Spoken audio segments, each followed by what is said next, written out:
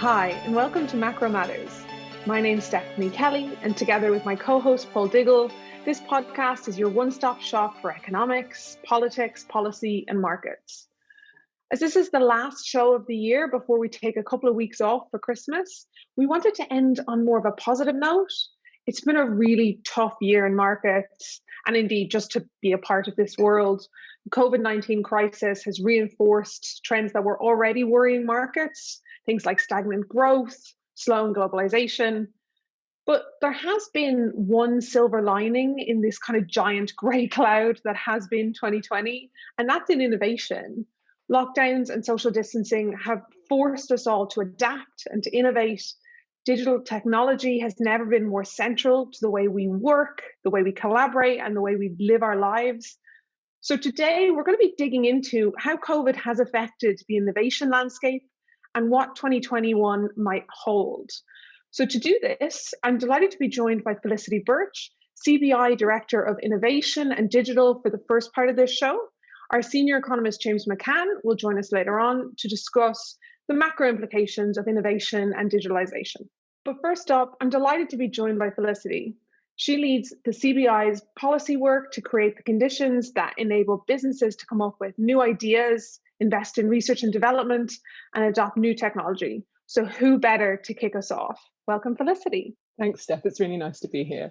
So I thought we could just kick off with a super basic question, but maybe not an easy answer question, which is just to ask, how do you think, what is innovation? How do you think about defining innovation? And is innovation always a good thing in your view? Well, funnily enough, that's a question I've thought about rather a lot. And when I started working in innovation policy, someone said to me that if you think about science as turning money into ideas, innovation is turning ideas into money. And I really like that as a way of thinking about it, but I don't think it necessarily gives you a really clear view of what I mean. And for me, I think I tend to break it down into two parts. So if you want to count something as an innovation, it has to be new, but it doesn't have to be new to the world. It doesn't have to be really exciting, whizzy stuff that's been designed by people in lab coats. It could just be new to your industry or even new to your business. So I'm thinking for a lot of businesses, video conferencing software has been new over the last sort of 7 months or so. But there's a second part that's really important to make it innovation, and that's that it has to add value. This isn't about doing new things just for the sake of it. It has to either make your internal processes work more efficiently, or it has to increase the value of your product to your customer, improve your turnover, improve your margin. It doesn't really matter what that value is, but it has to in some way have a positive impact on your business. So newness and value are the two key things that I think you need to look at there. The question on whether innovation is always a good thing, it's certainly a big question. It's one that the government's been grappling with this week, bringing out new ideas on how to tackle things like online harms. The truth is, every time we have a new technology, it raises new questions about the ways that we use that technology. You know, innovation in itself is not inherently good or bad. It's sort of what you do with it that matters. That's great. I think that's a super, super useful place to start, and a couple of, I guess, key levers to think about when we go into this discussion. So obviously I preface this conversation by saying that COVID-19 has had lots of negatives for everyone, but clearly one positive seems to be around innovation. So I wonder if you could give us a sense, kind of big picture of what has COVID-19 meant for innovation? And we can kind of be specific about the UK. I know that's your focus, or kind of more broadly, but really happy to go into the details there about what has COVID-19 done for innovation. Yeah, I think it's been really transformative. And actually, for one thing for me is just the extent to which people have been able to see innovation in action and see what it means in their daily lives. Right at the start of the crisis, I'd actually taken a week's leave at the start of the crisis, and I got pulled in on day two because we needed to help companies who were trying to innovate to solve some of the big challenges that we were suddenly faced with. And what we saw was companies that suddenly said, actually, I could produce ventilators, I could produce things that look a bit like them, but I need connecting with someone who can give me the designs to do that. Or we had others who were who were saying, yeah, I can produce hand sanitizer. I normally make whiskey, but that's fine. But I really need being put in contact with a company that makes plastic bottles so I can distribute this. And we just saw this explosion of companies sort of stepping up to innovate, to help out. And we saw it in the university sector as well, and often sort of universities and businesses working together to deliver some of these incredible innovations. More recently, looking globally, we have seen how quickly some of the vaccines have been developed for COVID in the US, in Italy, in the UK as well. It's super fast speed. And this is, making a profound difference to people's lives. People are starting to get vaccinated now. So it's been very, very visible and very impactful during the crisis. Those are some, I think, really useful and kind of interesting anecdotes that I'd almost forgotten about from back in March when they were kind of rolling out. I think maybe as if we look to kind of over the last 7 months that we've had this, maybe more, what are the kind of I guess common innovations? I guess I'm thinking here of things like video conferencing, Yeah. or the kind of the onlining of work. I mean, to what extent when you interact with businesses is that genuinely transforming the way that they work, or is it like a stopgap for now when they'll probably go back to something else? Yeah, so I think this has been really transformational. And again, when I say we've seen innovation in action, every single person has seen their business that they work for have to change how it operates in some way. Normally I'm used to talking about innovation, and I'm talking about things that seem quite nebulous to people. And, Steph, you and I were chatting before this call, and I was talking about companies adopting video conferencing software, going onto the cloud. And you're like, oh, yeah, of course, we've done that. But the thing is, companies weren't doing that on the whole before the crisis. Particularly, you look at the UK.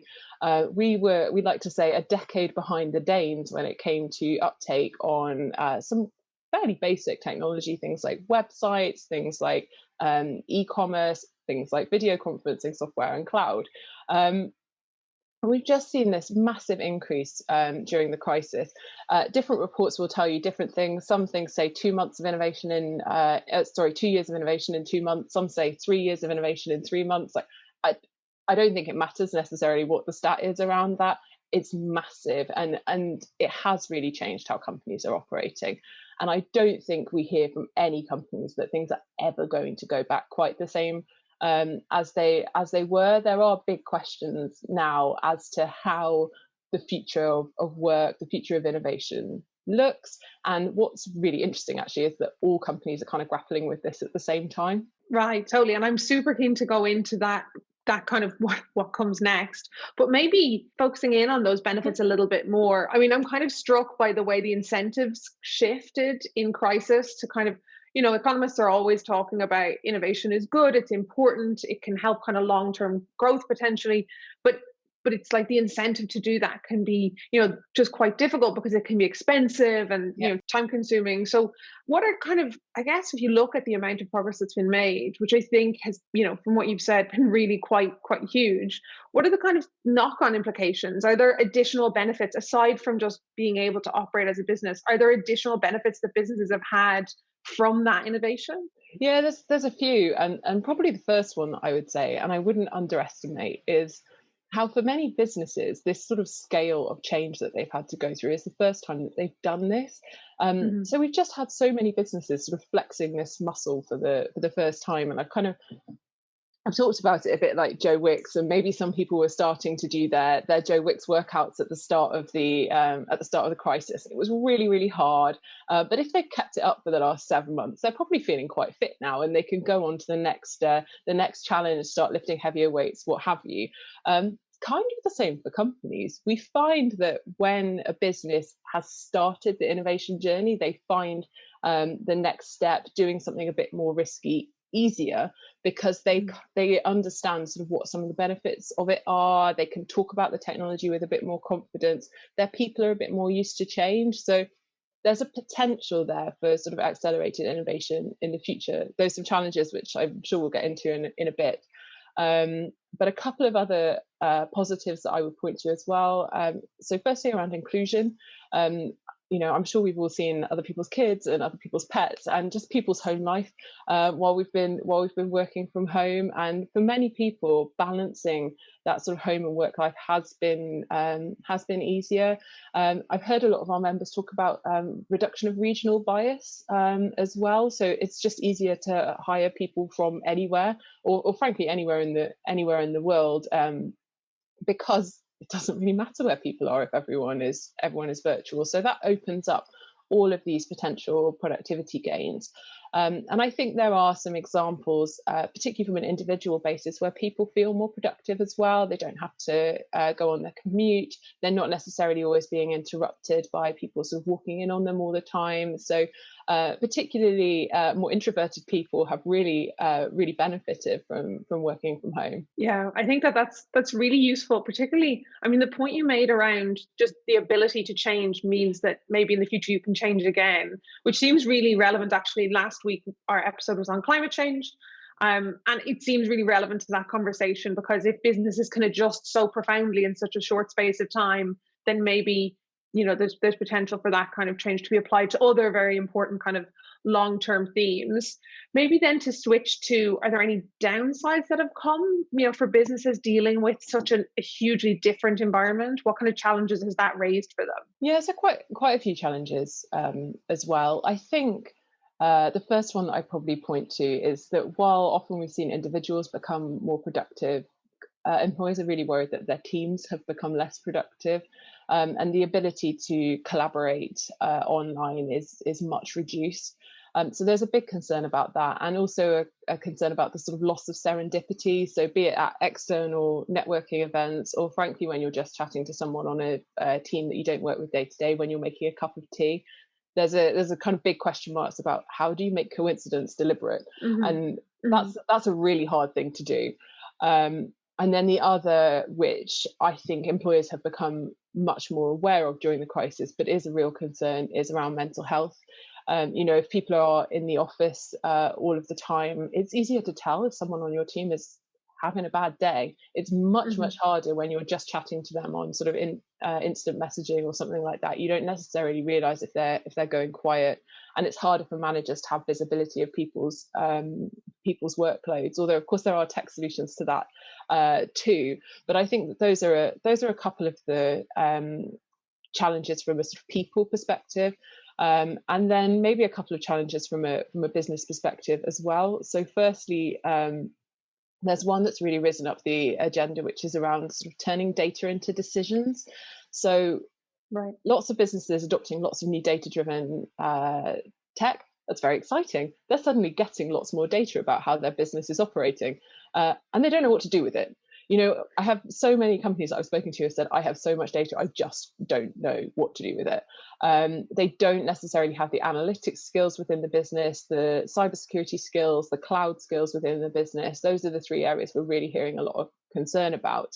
And because every business is looking for people with those skill sets at the moment, there's obviously a sort of salary bump that comes with that. So we are seeing some quite acute and specific skill shortages. And then the other thing is around cash and capacity. And let's face it, businesses are dealing with quite a lot of stuff at the moment.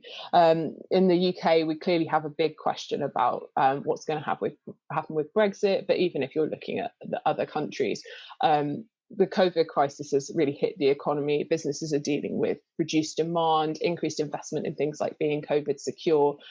It's a really difficult time to sort of prioritize strategic investments. Right. I think that point is really important. Obviously, we're getting very excited, and it's nice to have something positive to talk about, but it is obviously against a backdrop that is just quite challenging.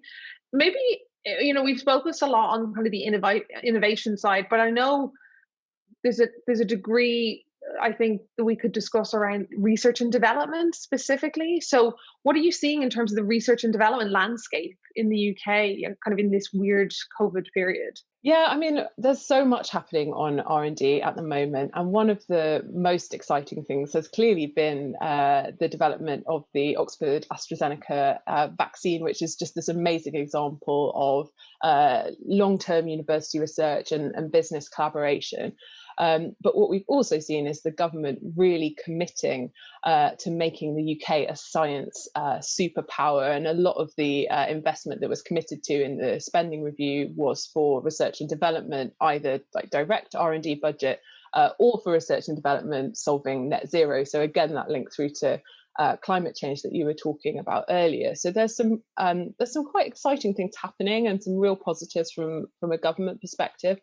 But it's a very similar picture for business on R&D as it is for innovation and technology adoption, that there's these capacity constraints and these cash constraints. And on balance, we do expect firms to be decreasing their research and development expenditure next year, which could potentially have some quite negative long-term consequences. And so maybe then it's useful to compare this crisis to other crises we've had recent experience of. So the financial crisis, for example, how has the innovation changes this time around differed or been similar to kind of previous crises, or is every crisis different in the innovation space? I feel like I shouldn't say this on an economics podcast, but it's very much this time it's different.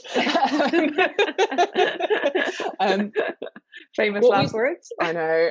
Well, what we saw in the financial crisis. So take the manufacturing sector, which in the UK accounts for about 2/3 of our R&D spend. So really important. Actually, they were thinking, how do we learn from the crisis before this, where we let a lot of people go and then lost a lot of expertise in their sector. And instead, they moved a lot of their people off the factory floor into R&D roles so they could invest for the future, get their businesses sort of more competitive and sort of ready to grow when the financial crisis ended. Fast forward to the COVID crisis and things look really different, partly because, if your people aren't working, you don't have to fire them, you can furlough them. And indeed, you don't want them in the factory if you don't need them there. So we saw a really, really different sort of landscape there, and so many R&D projects especially being put on hold. But the flip side is this explosion, as I say, in innovation adoption, which is really transformative and could have a massive productivity impact for the UK. Well, and then maybe that's a place to go to start to wrap up, which is around thinking forwards and thinking to 2021. And you've mentioned a few times that there will be challenges in 2021 for companies. So maybe, what kind of sense do you have around the opportunities in 2021 for businesses to build, but also then the challenges that are likely? There will be lots of opportunities in 2021. And for me, the big question that's on everyone's lips at the moment is how do we make hybrid working work? And I think the businesses that figure that out and get that working well will be the ones that will really succeed, particularly once we move past some of the more immediate pandemic pressures and people aren't having to worry so much about being COVID secure.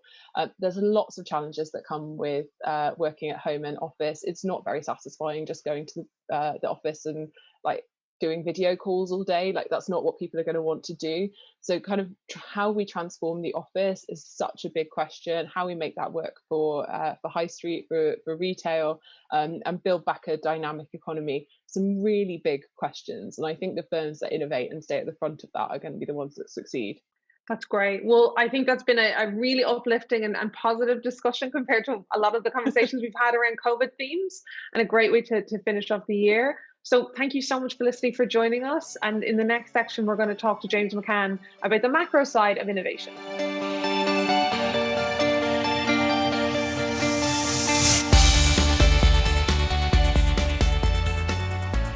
So now we're joined by James McCann, our senior economist who's based in the United States.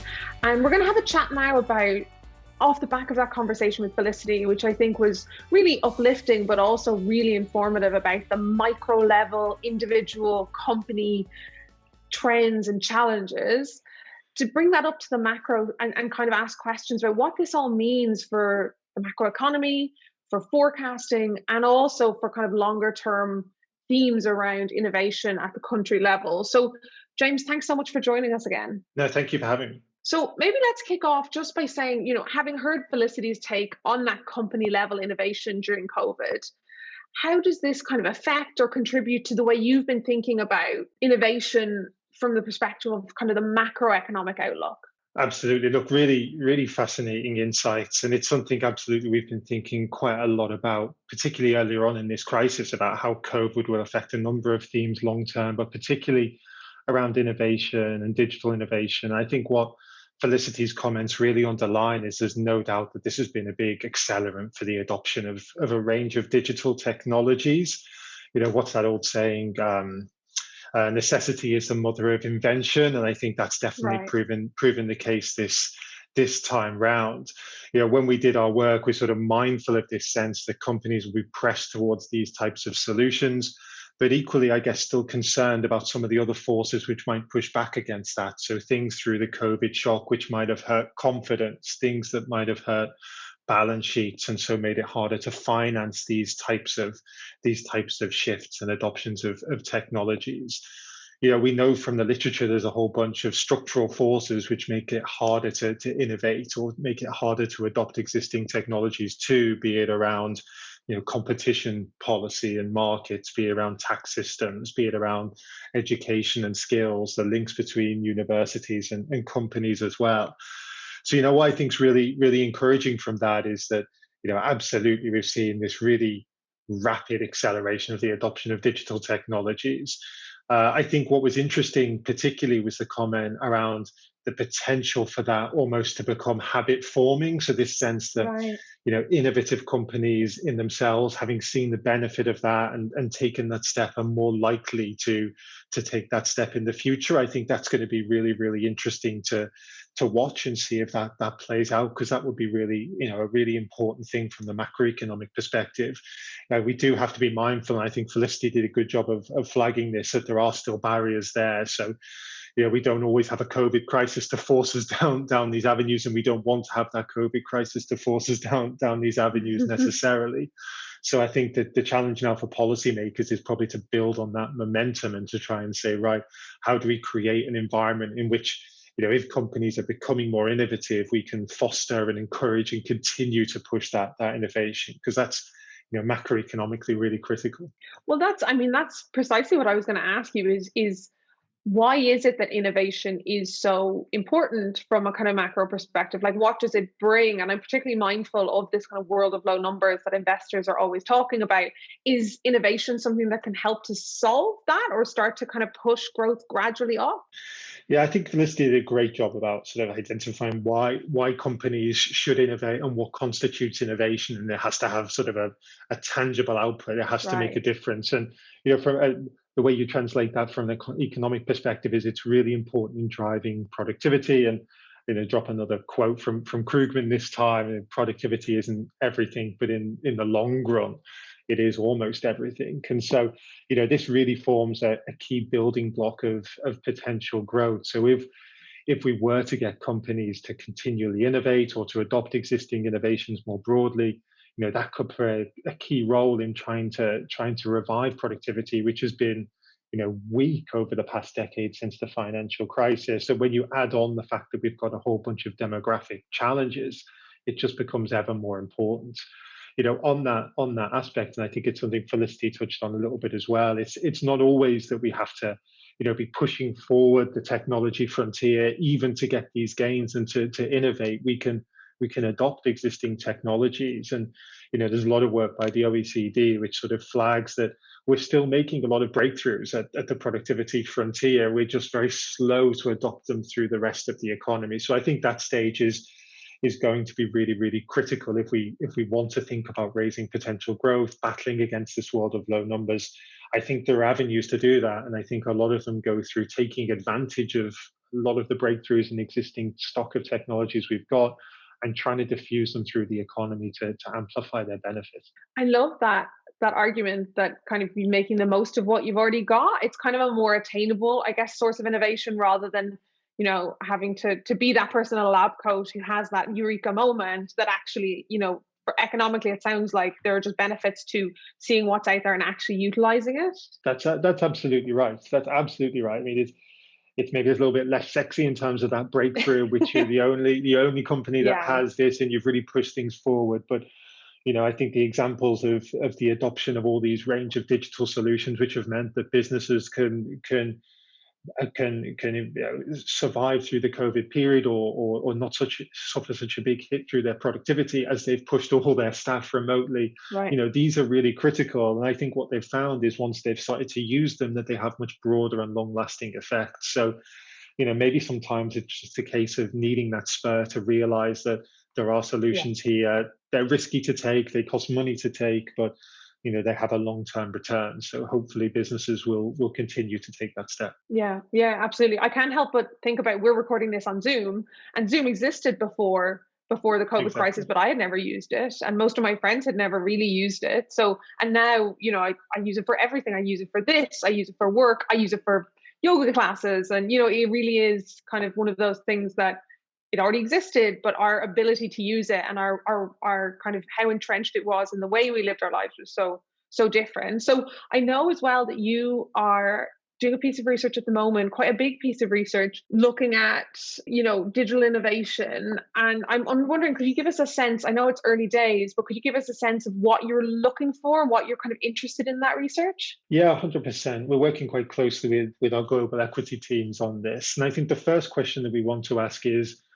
if we look back, so 50 years from now, what will this digital innovation sort of look like from a historic perspective? And essentially the question we want to ask here is this going to go on and form a general purpose technology? Will things like artificial intelligence, etc., go on and be pervasive across economies and sectors? Will it go on a mode of continuous improvement, so you continue to get refinement and improvement in that existing technology?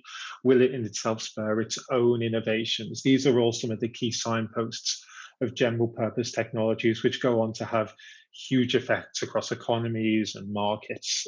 The classic examples in the literature of those are obviously electricity and the IT revolution as well. So, that's the first thing we want to do, is sort of try and ground that and try and think about the characteristics of those technologies like electricity and the IT revolution, and think, will the current wave of digital technologies go on and replicate those, or will they be perhaps less pervasive and less widespread, but still important and impactful across markets? And then the second point I think we want to really understand is, almost regardless of what that technological wave looks like, which are the companies which are best placed to benefit? And I guess here we come from a more investor standpoint. So, what are the characteristics of companies, and can we spot those companies that are most innovative, that have consistent and sustained productivity advantages over their peers? And does that deliver excess returns over a period of time? So really, it's a way of trying to identify, I suppose, the companies which are best placed to lead and benefit from the next waves of technological advancement, particularly around digital technologies. Wow, I think that sounds like it'll be super, super interesting, both from the kind of economic and policy perspective, but also crucially that investment angle of, where the opportunities and maybe where the risks, are you going to look at companies in terms of risk of falling behind? Well, absolutely. I mean, there's this sense that that there will be winners and there will be losers from Right. this. I mean, also there's a sense in the economic literature that part of the innovation cycle is a cycle of creative destruction. So, when we Right. see around, again, around the electric revolution, around the IT revolution, there were companies which gained huge market share through that process, and companies that were competed out because their technology set and the way that they were set up and orientated just was no longer viable over the long term.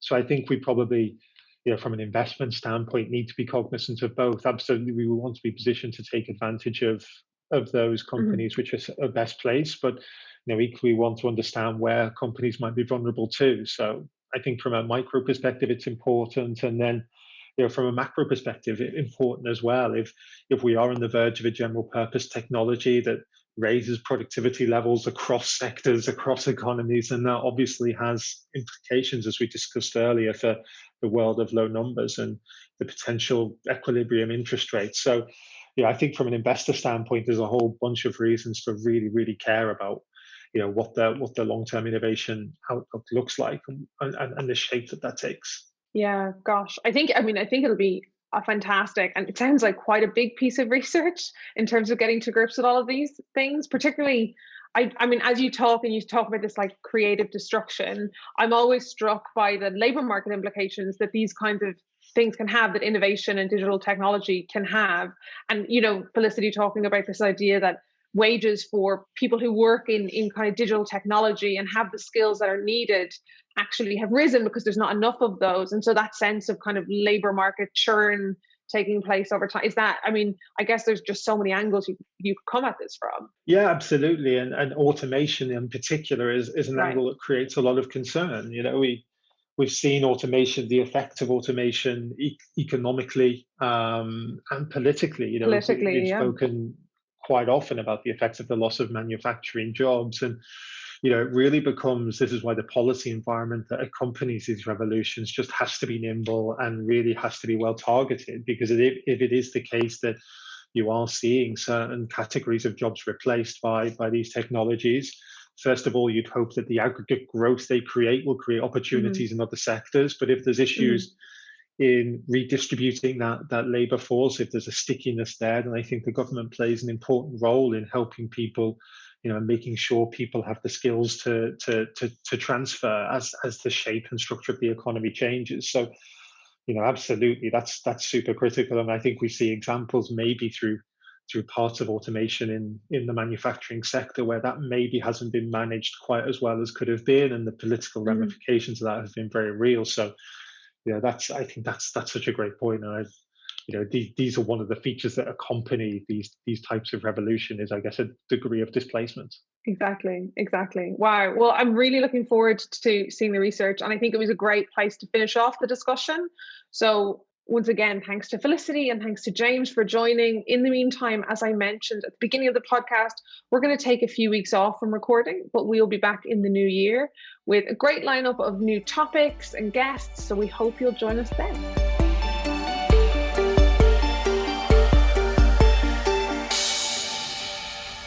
This podcast is provided for general information only and assumes a certain level of knowledge of financial markets.